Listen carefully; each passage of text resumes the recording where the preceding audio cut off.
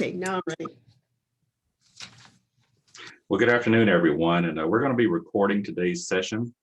We will have you in the mute mode most of the day. We'll address questions at the end because it's very difficult to address questions. And Helen, when you're ready, would you go ahead and start the recording? It started. All right, welcome everybody. And we do know there's some more folks going to be joining with us. We have a large group set up for today. Our objective today is to introduce you to Medicare, Medicaid, Medi-Cal, and veterans benefits planning, primarily focused on how do we help take care of a loved one and how do we also obtain any type of public benefits that we could possibly secure to help defray part or all of that cost. So that's going to be our focus. What Helen and I have learned over the last nearly 13 years of doing this presentation is that we learn better with case studies. So at the end of our presentation, we're going to summarize a little bit of the technical training. We'll give you a little bit of technical stuff. It's not going to be too deep, but we'll introduce you to some of the primary concepts that we have to be very smart about. And then we will roll the end of our presentation into 3 primary case studies. One will be veterans benefit plannings, one's going to be Medi-Cal planning, and one's going to be a combination of both. And we've just learned over the years that that's the best way to learn. The other thing that you'll see as far as our scenarios go, we try to use round numbers. This way it's easier for us to learn faster. And so we want to welcome you today. I'm going to bring up a presentation so that you'll be able to see this on your screen as far as a PowerPoint. And does everybody give me a thumbs up if you can see a blue screen that says Navigating Elder Care? All right, so that means everybody can see the slide. All right, so welcome folks today. We're going to cover a lot of information. My name is Edward Cotney, and Helen and I are both retired military. We're both authors and been published. And my practice is that of doing tax planning, strategies for business owners, that type of thing. I do this pro bono with Helen because 1, I enjoy doing it. And 2, it's fun to see people get help and to help our elders move into this transition of life a lot easier. I am living the elder transition nightmare with my father-in-law. He has very full-on dementia and he has health issues associated with it. And we'll talk about some of the things that we've also learned through his process over the years. Today, I want to introduce you to Helen Justice. Helen is one of a few people with credentials that she has in the entire country. When she showed up at a law firm I was working at over a decade ago, and she shared with us her vision, how she wanted to help families navigate this complex process of all these different public benefit programs and the industry of aging and how to do elder care. We literally laugh. We're like, that's too complex for any one person to try to solve. But as Helen shared with the concept of how she was trying to build a team of professionals specifically trained to address pretty much anything that a family could throw at her as far as needing a resource or help or guidance or counsel, she wanted to be able to make that happen. In other words, she wanted to create a one-stop shop. And that became very impressive as we watched what she was trying to do. And at that point, we just fell in love with what she was trying to do because we saw the impact of the families receiving the services that she could provide. And at that point, we were just hooked. So we love what Helen does.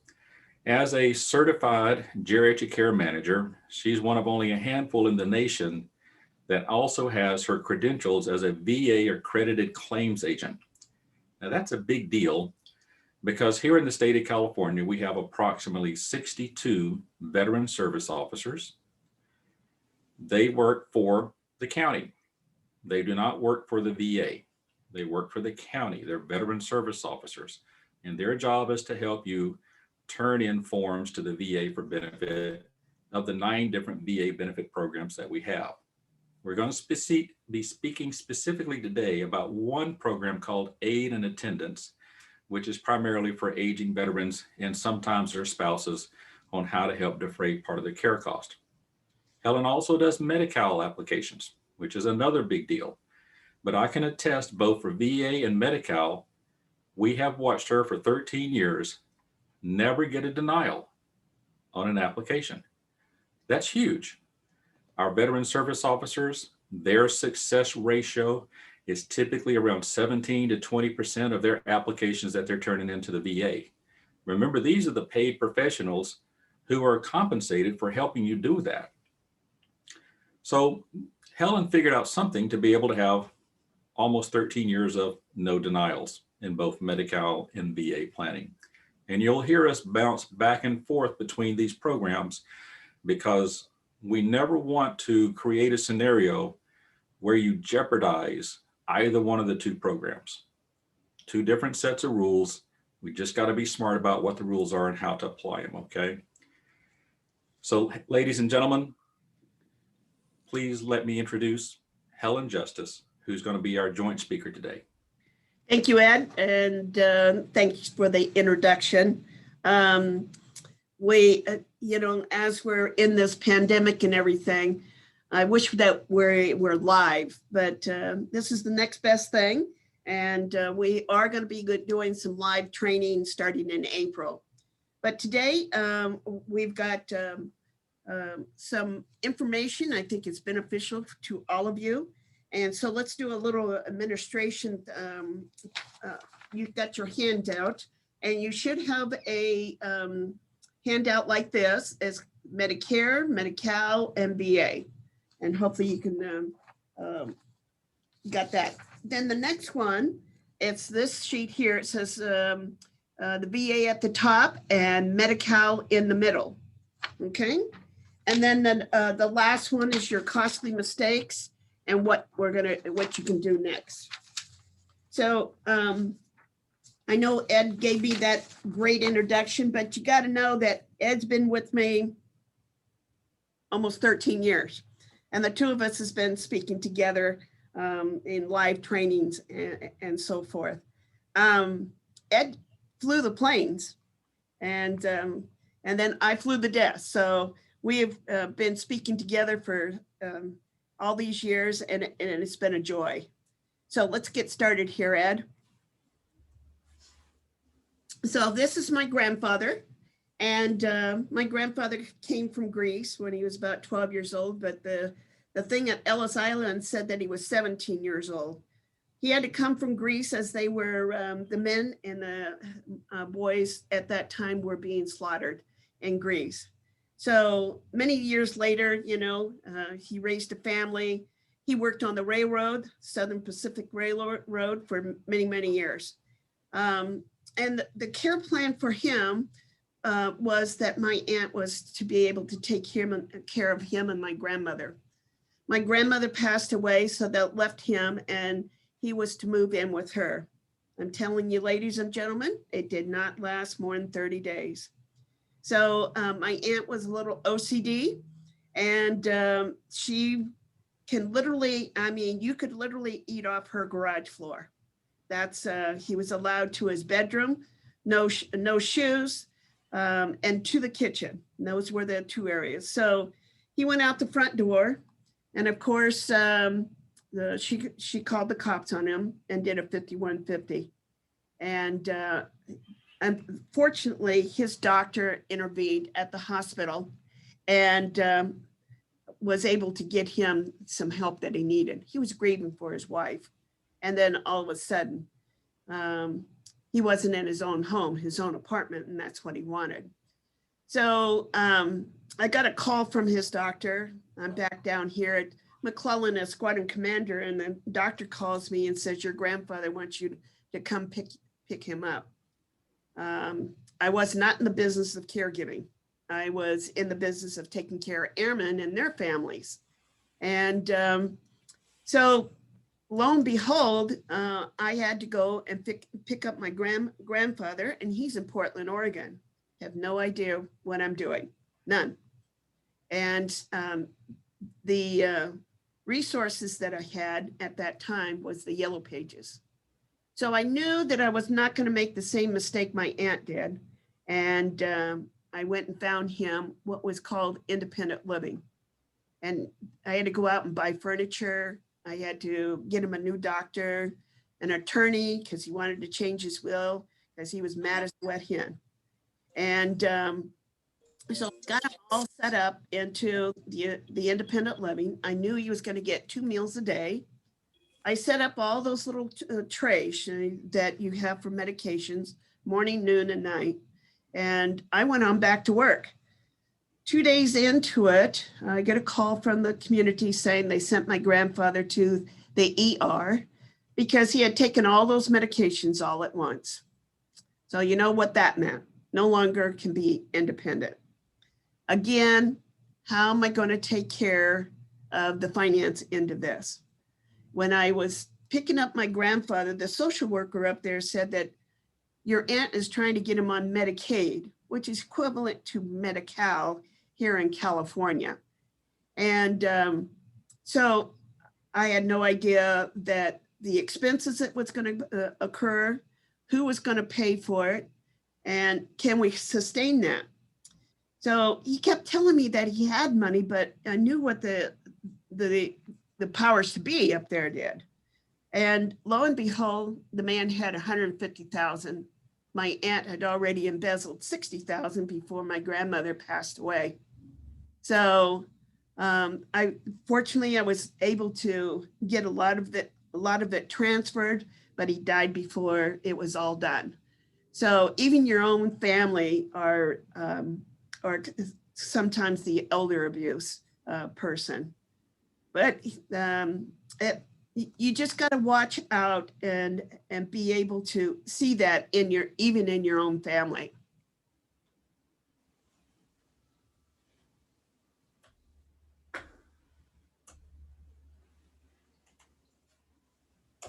There we go. There we go. So everyone on here today has got a sunset plan, as we call it, a plan A. Many of you want to live and die in your own home, your own bed. However, 73% of this will not be successful at this program. That's a large number. If you're not going to be at home, where are you going to be? 73% will follow this path. You know, they'll have a fall at home, ambulance, room, surgery, and an intensive care. And then what happens, Ed? Well, we need to be understanding the game. When we have this event where we transition from a home where we wanted to be into a scenario, broken hip, broken arm, whatever, the question becomes, when you get to the emergency room, listen for two words. One word is admitted, one word is observed. So if you're taking notes, write down the word, and then next to that, define it as a bad word. The reason I call that a bad word is the question becomes, who is liable to pay this? Well, Medicare is not technically liable. Medicare is technically liable when you're admitted. So if you want Medicare to pay, you need to be hearing terms like dad has been admitted. All right, so that's a big deal, admitted versus observed. If the doc or the nurse says they're here for observation, you need to be asking why. Who's going to pay? Why aren't they admitted? Okay, Medicare may pay, but they have to pay if you're admitted. All right, we good with that? Admitted versus observed? Observed is bad word. So we had the event. We got to the emergency room. We're admitted. Doc says we need to do some surgery. Again, no problems. Medicare is our friend. We love Medicare. We get some surgery. They get us patched up. They get us in a room. We're there for a little while, and the doc says, you're not safe enough to go home, but you're not sick enough to stay here. So like maybe you have a broken hip. That's a long-term recovery, particularly when you're 87 years old. So the doc's going to say, we're going to transfer you to a rehab facility, which is typically at a skilled nursing home. Now, here's the rule for that one. If you want Medicare to be obligated to pay, you have to be admitted for 3 midnights. 3 midnights.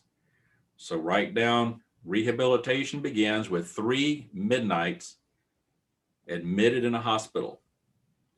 So if the doc says on day number 2 that we're going to transfer dad to the rehab center, you need to say who's paying, because Medicare is not obligated to pay because you did not have how many midnights? 3 midnights. It's a big deal. So we're admitted, we had 3 midnights, the doc says rehab, we transition over into rehab, everybody's happy. The key thing about rehab is it's designed to get us better to go home. Medicare is designed as a system to get you better to go home. Medicare is not a long-term care solution.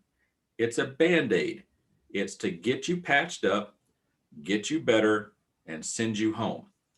Now, with that philosophy, the question then becomes, if the doc sends us over into rehab, how much will Medicare pay percentage-wise each day, and for how many days per year will Medicare give us? So Helen, how many days per year does Medicare give us for Medicare benefits for being in rehab?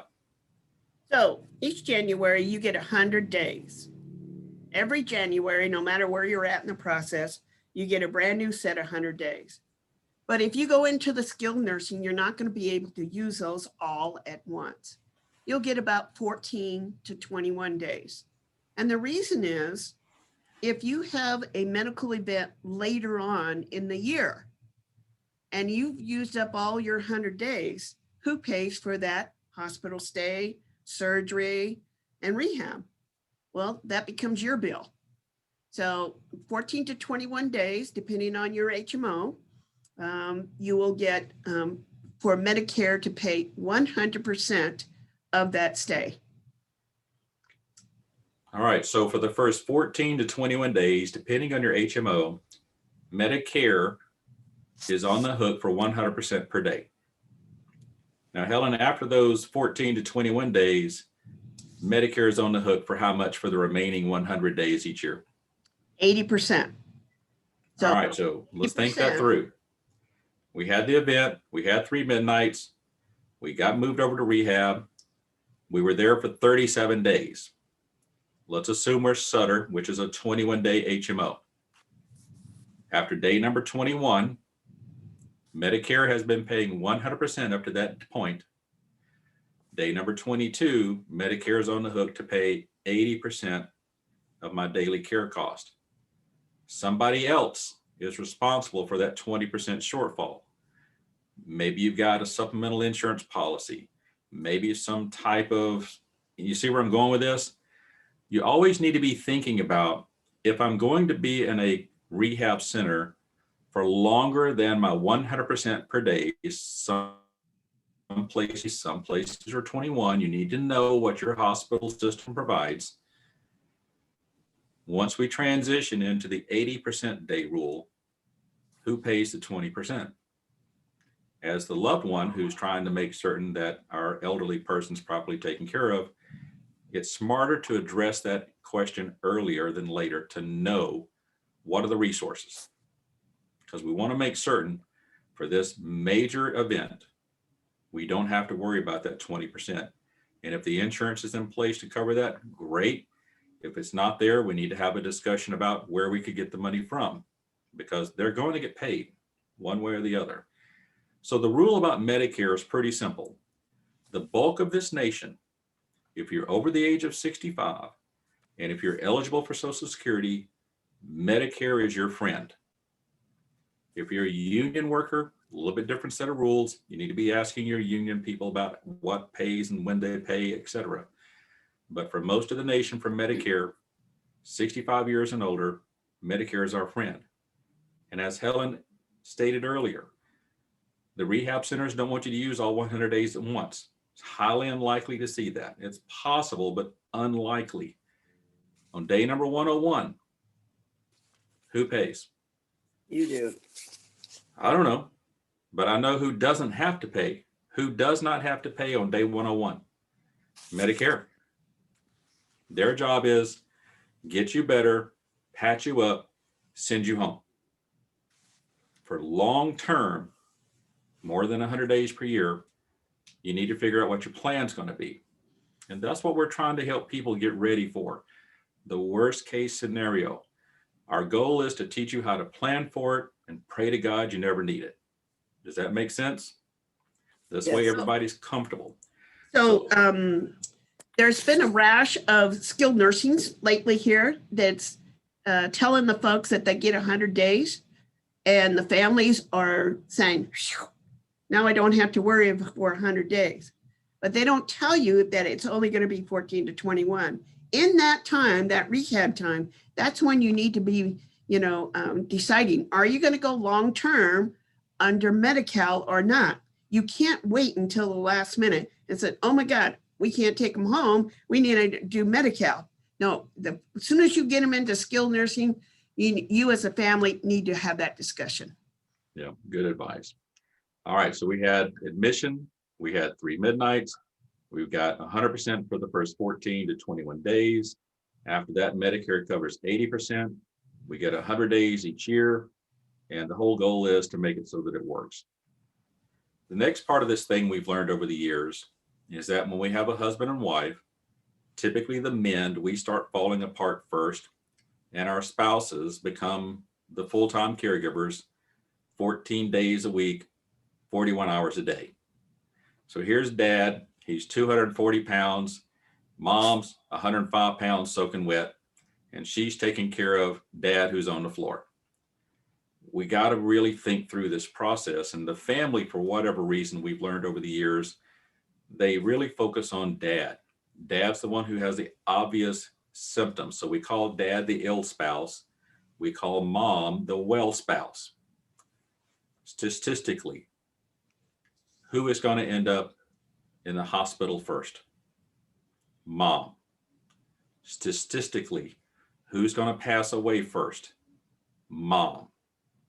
So what we're trying to say is that when you have a family where dad is the one who's at home and mom's the caregiver, you really have to focus on mom's new full-time job as the caregiver because she's carrying a heavy burden. Really, really have to think through that process, okay? So we really want to focus on doing the right thing for both people, even though the well spouse may not seem to need care. The reality is we got to protect them from themselves, okay? That makes sense? So who's going to pay for the event? Some of our folks did long-term care and got things lined up. Some didn't. Medicare is limited in what they will pay for. They'll pay for your hospital stay and rehab, but they're not going to pay for long-term care. Health insurance is also limited. They pay for, incidentals, labs, DME equipment, durable power, medical equipment, those types of things, but they also will not pay for long-term care. The VA, aid and attendance, that is there for widows of wartime veterans and wartime veterans. It is limited in what it will cover. It's only to defray the cost of your care. And then once you exhaust all your resources, then what happens? Are you going to, try to put them into skilled nursing for long-term care? A lot of these skilled nursings are going to what they call acute rehab, which means long-term care is not welcome here. So next is the children. Are they going to be able to pay for your care? And do you have a plan? A lot of people just wait until the medical crisis that happens and think, oh, we need to get a plan in place. But this needs to be done far ahead. All right, so you got a handout that looks like this, right? All right, so I can camp out here for not less than 2 hours, or we can cover this in 5 minutes. Most people go the 5-minute one. Okay. All right, Medicare is our friend. Notice that we have green and black letters over there, which means there's really no issues. If Mr. Warren Buffett, one of the most wealthiest people on the planet, falls out the back door of his house and breaks his hip, ambulance, emergency room, surgery, intensive care, rehab, etc., Medicare is going to cover his stay. Now, granted, they probably took him to a hospital that he built and owns, but Medicare is going to cover his stay because he's over 65 and he's Social Security eligible. There's no income test, no asset test. We hit observed, admitted, we hit the rehab, the midnights, the days. But down toward the bottom, Plateau, Helen, what does that word plateau mean? Well, think what a mountain that plateaus. It doesn't have a peak. So what that means in the medical community is that your loved one is not getting better every day. They quit eating. They don't want to take their medication. They certainly don't want to do that stupid PT, and they're so tired they just want to go home. Leave me alone. So when they get to that stage, you're going to get a call from the care home saying, you got about 24 hours to, come and pick your loved one up because they're done with the skilled nursing. And I see, the Thorpes had that experience. And so what are you going to do after that? Do you have a place to take them? Are you going to take them home? But you will be leaving the skilled nursing. Otherwise, you're going to be paying about $850 a day for them to camp out there. All right, so plateau's another bad word. Plateau's another bad word. And then notice at the bottom word, no recovery. So what that means is if you use these benefits, there's no recovery against your estate when you pass away. That's what that means. In the Medi-Cal column in the center is any age. So it's not discriminating on age. There are some income test and some asset test rules. And the key thing about Medi-Cal to be in a skilled nursing home permanently is that it's a medical event, not a mental event as a primary diagnosis. Helen, give us an example on that. So a lot of people think that folks with the dementia and Alzheimer's are able to go to the skilled nursing facility. However, the skilled nursing is for a medical event, such as maybe they had a stroke and they're paralyzed on one side or the other, or maybe they need a feeding tube. And the only places for feeding tubes is in the skilled nursing or at home. So it needs to be a medical event, not mental, which is dementia and Alzheimer's. They do not have the capacity to take care of those folks. So your choices for dementia and Alzheimer's: home, memory care, or maybe a lower level of care such as a boarding care. All right, so the key takeaway there, if the primary diagnosis is not medical, we got a problem. Yes. Now, also under Medi-Cal, you'll hear people talk about spin down. You'll hear people talk about these look back rules. There's a married rate and a single rate. We're going to get into that for you with a case study. IRAs to a certain extent are okay, but they've got to be relatively small. But notice in the bottom that word recovery in red. The reason we point that out is if we use Medi-Cal benefits, the state of California does have the right as a third-party creditor to seek recovery of assets when the person passes away, husband and wife are gone. We'll show you how recovery works. We'll also show you how to avoid it. Now look at the right-hand column, VA aid and attendance. You need to be over 65, not working. The veteran needs to have 90 days active duty status.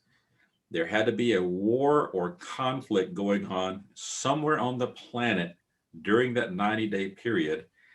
The person did not have to be in the war theater. They just had to be active duty on the planet when a war or conflict was going on. 2 ADLs. Helen, what are these ADLs? So there's actually 5 of them if you're qualifying for the aid and attendance.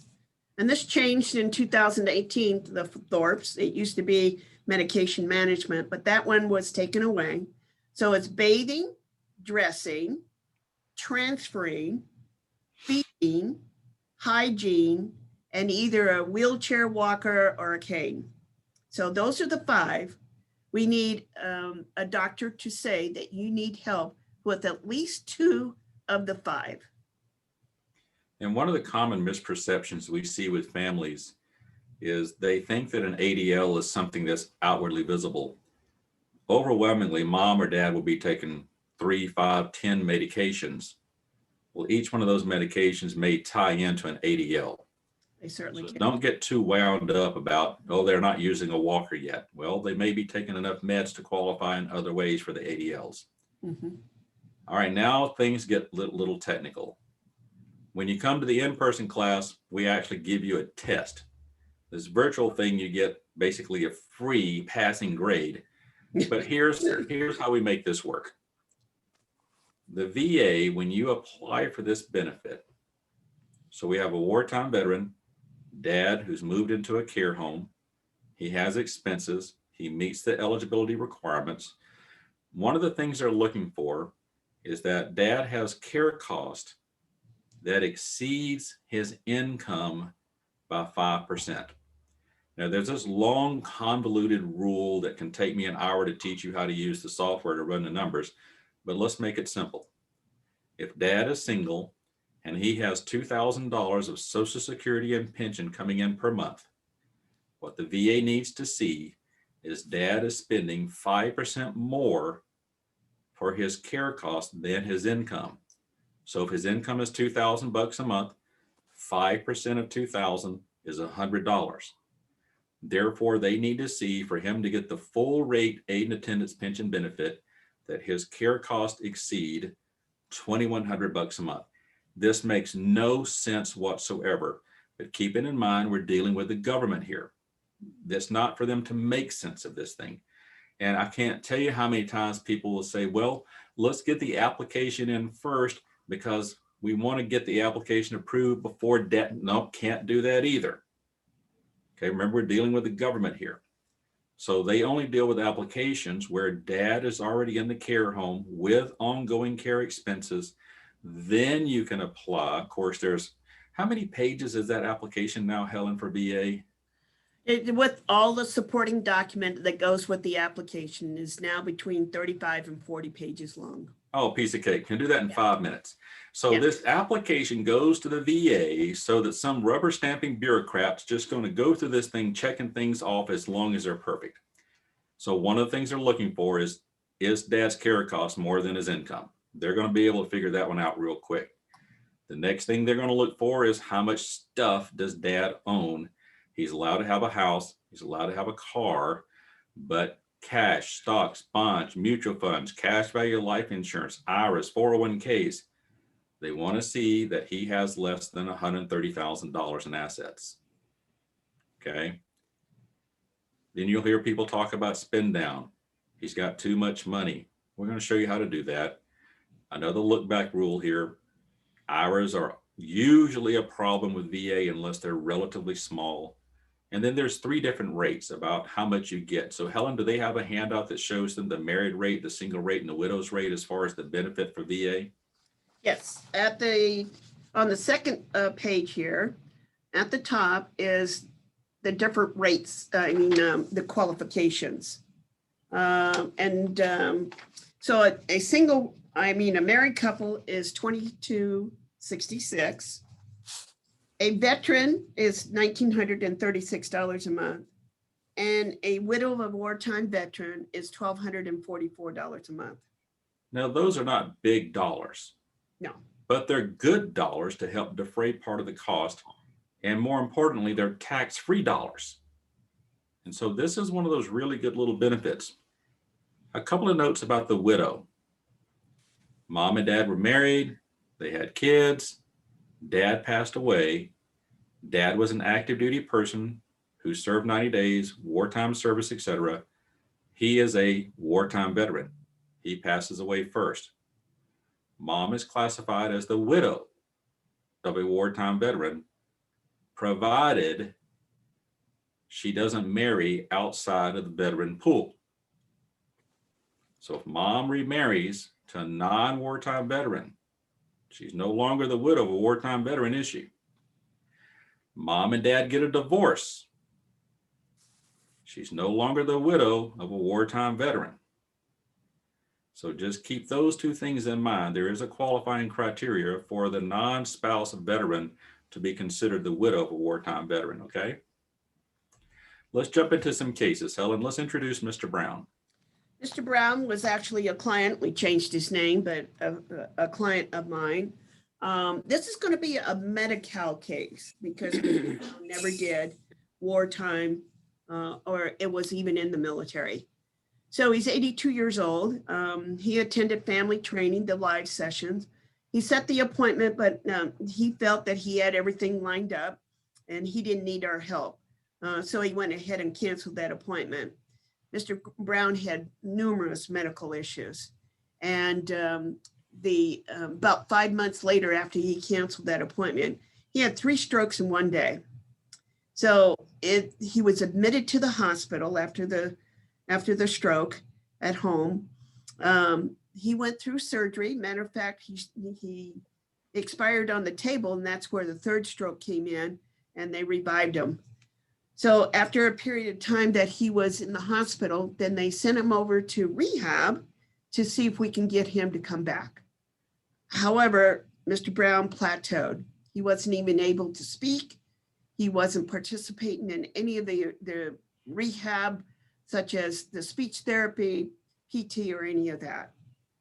So when we look at those words, here's one of your test questions.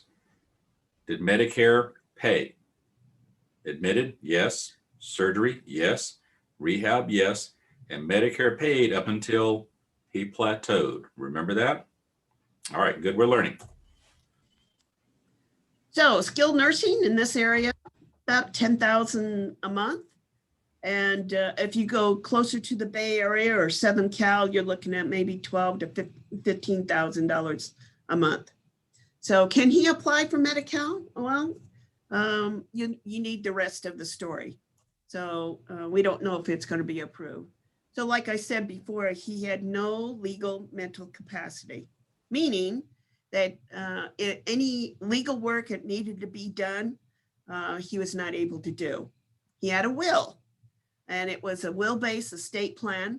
So whatever he had, we're going to go to probate after he passes away. Now, he had about $2,500 a month in income. He had $100,000 in the bank, in his savings account, and he had a paid off house, about $250,000. This is typical of our seniors today. All right, so let's get out the sheet again. And this is the sheet that's going to be landscaped as well. It's white. And Helen, would you hold up the sheet for them so they can see which one it is? It's the one at the bottom here. All right, so that long sheet there on the left-hand side, okay, is a single rate. And then the other one's a married rate. Yeah. All right, so let's look at Mr. Brown's assets. He plateaued skilled nursing for the rest of his life.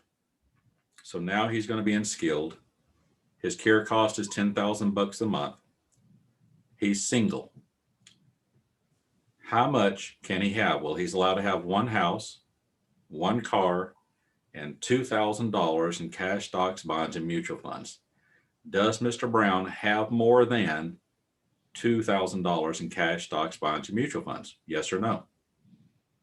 It's a yes, he does, doesn't he? So will his Medi-Cal application be approved?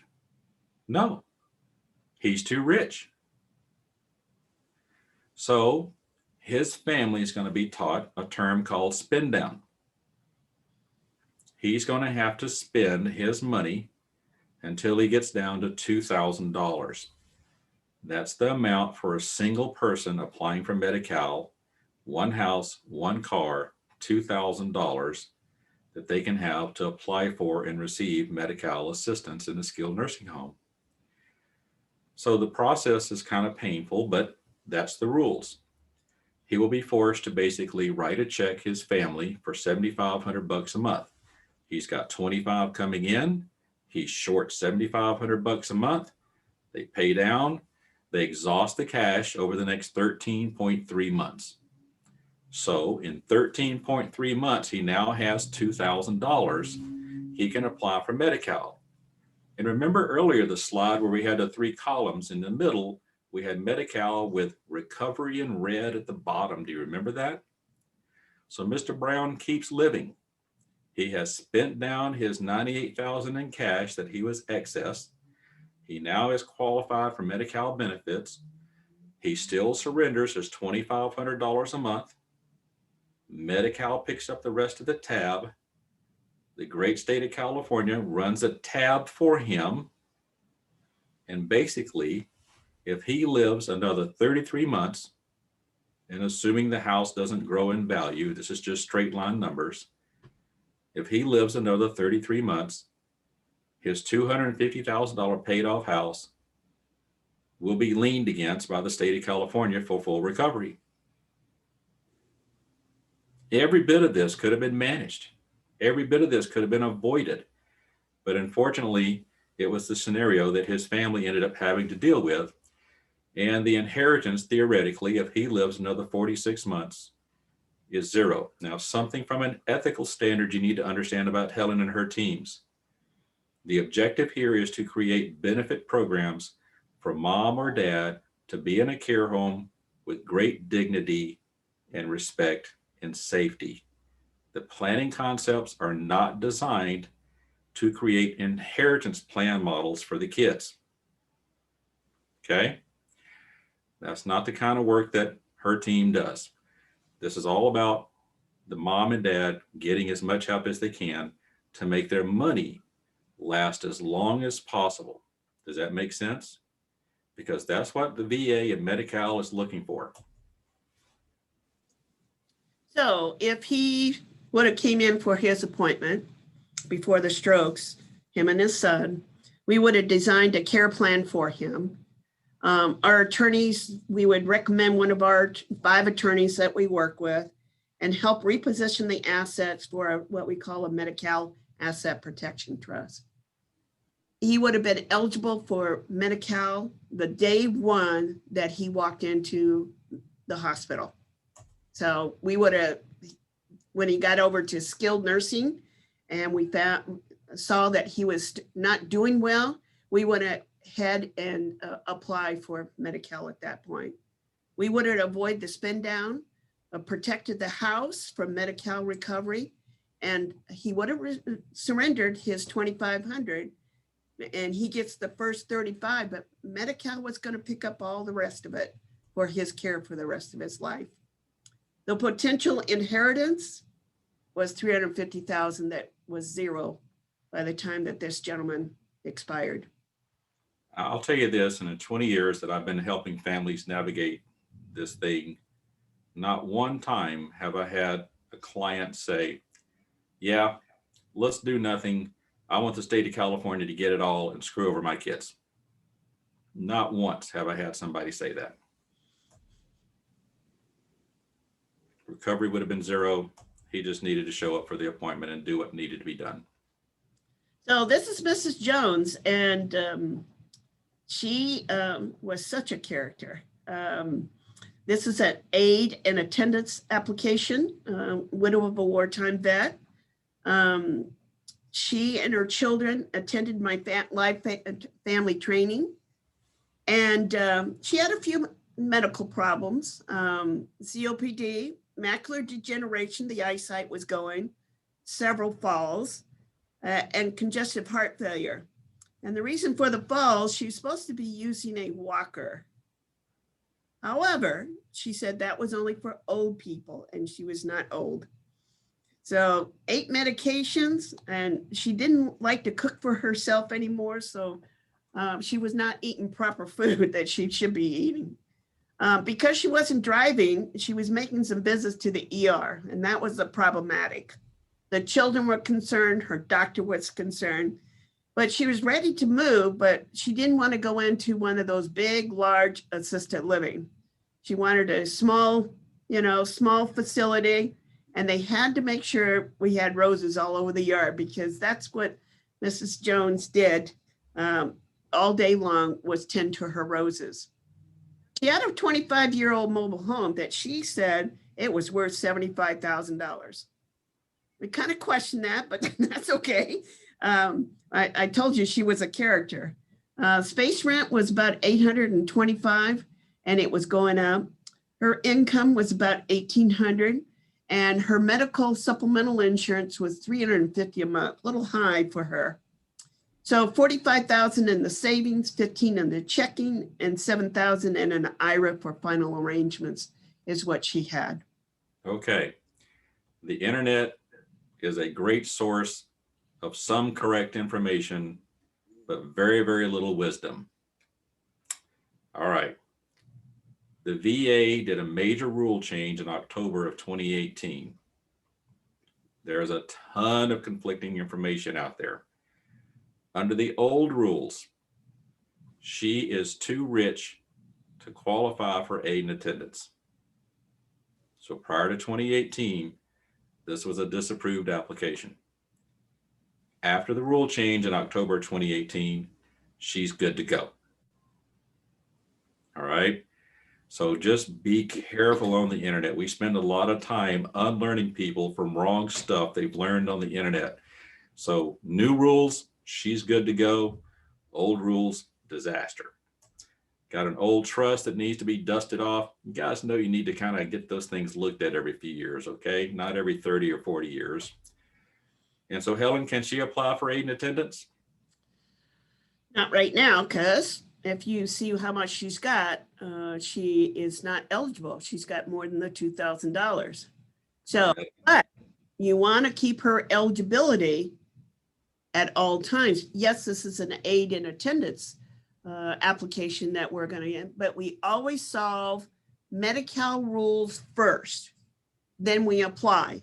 So if, you know, say 5 months into, after we get everything done and she ends up in the hospital with a broken hip or something and can't come out of the skilled nursing, we want to make sure that she's eligible. So that's, she needs to have a care plan put together. Remember the comment a while ago, wisdom versus information. Right. From an aid and attendance perspective, she's eligible for aid and attendance. But like Helen said, if she ends up in skilled nursing in 5 months with these assets, remember a while ago for Mr. Brown, how much is he allowed to have? One house, one car, and $2,000. Even though the family may have been successful getting her application approved, they blew it when she ended up in a skilled nursing home. She's too rich. Yeah. Because she needed Medi-Cal. So we designed her plan. We got her and her family in front of one of our attorneys. And we found a nice little board and cares that we called, it's a 6-bed, all kinds of roses. Believe me, she's out there. We protected her assets from Medi-Cal so that she's got her Medi-Cal eligibility. We applied for the aid and attendance. And her new income, it used to be $1,800. Now it's $3,009. So is the family happy? Absolutely. And you know, it may not be much, but sometimes it's a difference between not being able to take care of her or not. There was no spend down, no recovery, and the supplemental based on that $75,000 mobile home sale, she ended up with about $140,000 supplemental funds for her. So what does this mean to the family? What do you think the chances are of finding a boarding care home for $3,000 a month for 24/7 care for her? Not in this. Pretty slim. Yeah. Reality is more like 4,000, maybe a little bit more.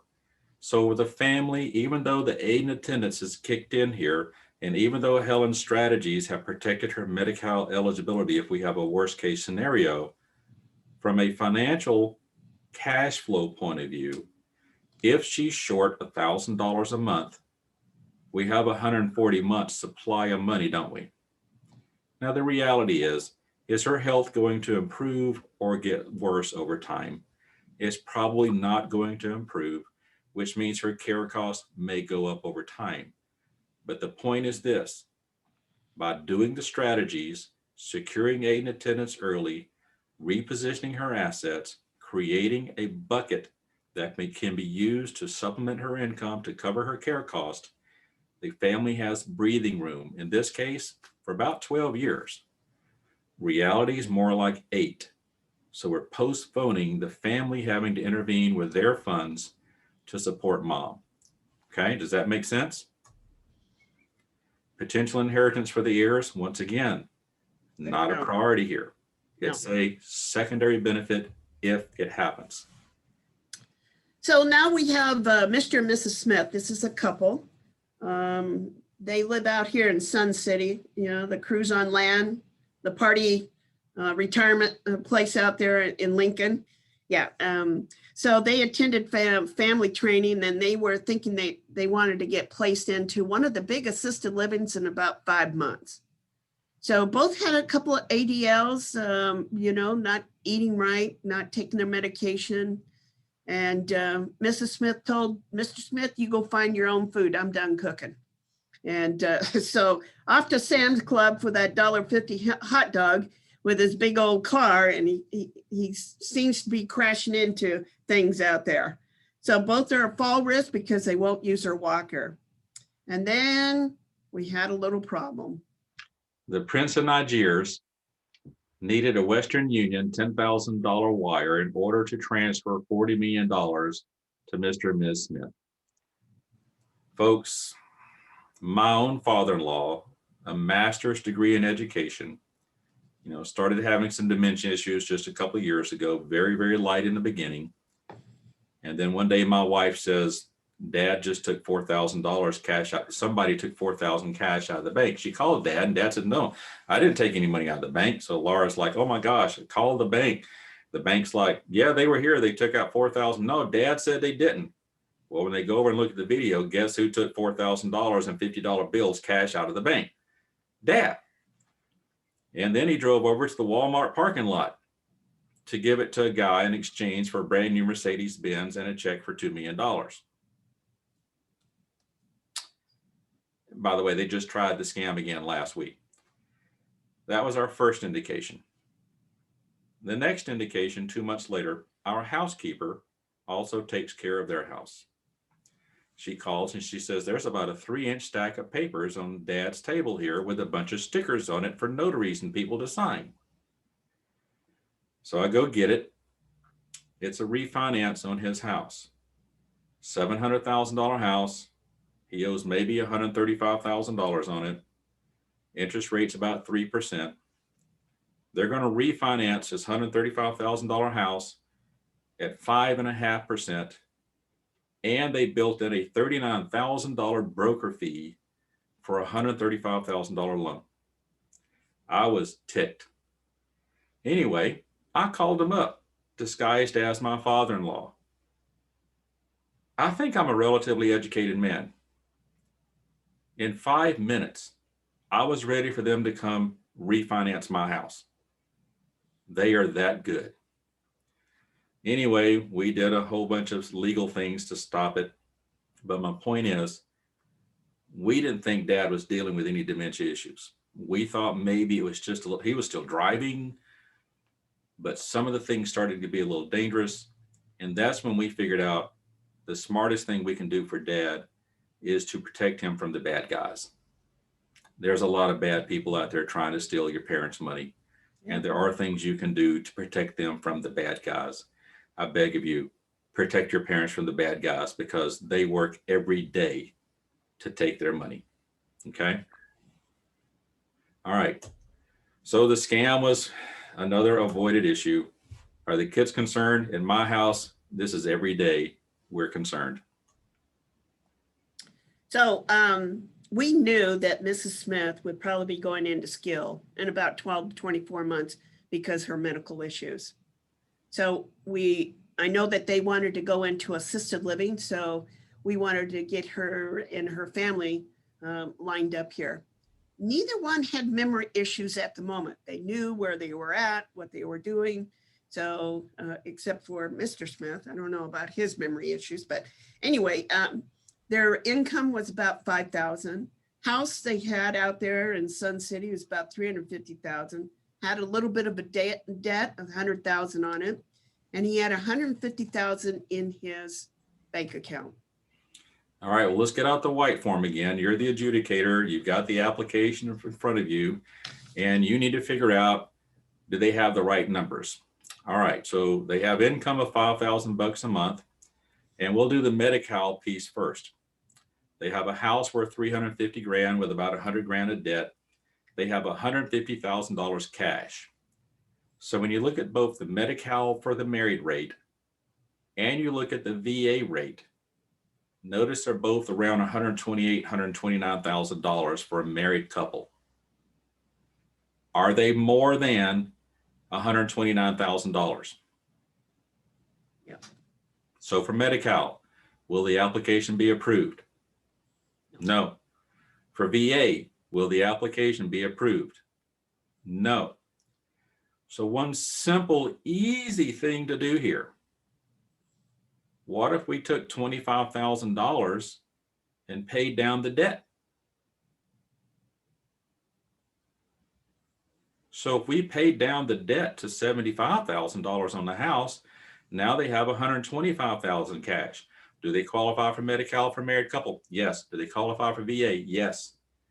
Sometimes it's this easy. Usually it's not, but this is one of many ways where families can take steps to meet the criteria so that they can be eligible for VA and Medi-Cal and get approved the first time. Does that make sense? Okay. Cost of care is $6,500 a month. Care cost is going to be $6,500 a month. Their income's $5,000. They're $1,500 a month short. Surely the VA benefit of a couple of grand is going to really help solve that, so they won't be negative cash flow anymore, which everybody loves. But they do have the right to not apply for VA. They do have the right to be negative cash flow. Yep. I don't know why they'd exercise that right, but they're eligible to get the VA money. And again, like Helen and I have both said, we constantly see the veteran families trying to get just the VA and completely ignoring the importance of planning for Medi-Cal. If you get nothing out of today's briefing, always preserve your Medi-Cal eligibility, then get the VA benefit. Okay. So to be proactive, we were able to, because of the legal mental capacity, we were able to get things rolling here. The kids were understood what their needs were. Our attorneys helped reposition the assets. We protected the Medi-Cal eligibility, and we applied for the aid and attendance. Their new income was $5,000. Now it's $7,230, and their care cost was about $6,500. There was no spend down, no recovery, and they had about 400,000 supplemental funds to take care of them. The potential for the inheritance, we don't know, but we do know that we protected Mrs. Smith for Medi-Cal, and Mr. Smith remain in assisted living using his veterans benefit. So what's your next step? Not your last piece of paper that you have here. Your next step, there's on the top here is probably some costly mistakes that you're already making. And at the bottom here, if you want a consultation with me, you can call Paige. She is actually my assistant. And that's her number. And she'll probably call you too. So if you would like a consultation with me.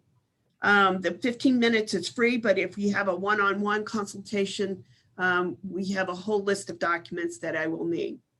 On my main website of my for Advanced Wellness Geriatric Care Management, the place that you register, there's a book out there, an ebook that you can download for free. And it's How to Care for Your Aging Parent, 7 Resources for Better Elder Care. And there's also another website. If you got issues with the COVID, I have a secondary website, Sacramento COVID -9.com. So Sacramento COVID -9.com. Okay. So we're going to stop the. Everybody feel like this right now? Covered a lot of material.